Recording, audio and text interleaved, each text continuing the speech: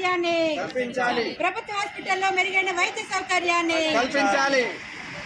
Private హాస్పిటల్లో ఫీజుల నియంత్రణను ప్రభుత్వ హాస్పిటల్లో మెరుగైన వైద్య సౌకర్యాన్ని ప్రైవేట్ హాస్పిటల్లో ఫీజుల నియంత్రణను ప్రైవేట్ హాస్పిటల్ ఫీజుల నియంత్రణను హాస్పిటల్లో ఖాళీగా ఉన్న పోస్టులను భర్తీ చేయాలి.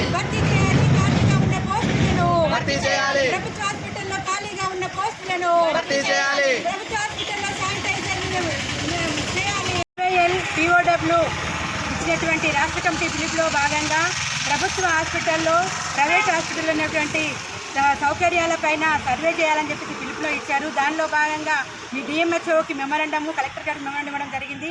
అయితే ఈరోజు అసలు ప్రభుత్వ హాస్పిటల్ చూస్తే చాలా అధ్వానమైనటువంటి పరిస్థితుల్లో ఉన్నాయి. అసలు శానిటైజర్ లేదు, అసలు చాలా బాత్రూమ్లలో క్లీనింగ్ లేదు. అంతేకాదు అసలు జిల్లా ఆసుపత్రిలో అయితే గంటల తరబడి నిలబడినటువంటి ఓపీలకు వాళ్ళకు అవకాశం ఇస్తలేరు.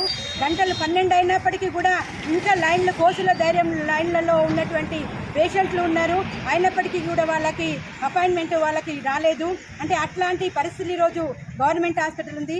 అంతేకాదు ఈరోజు మందులు తీసుకుంటే అసలు 4 మందులు రాస్తే 1 మందు మాత్రమే గవర్నమెంట్ దాంట్లో ఇస్తున్నారు.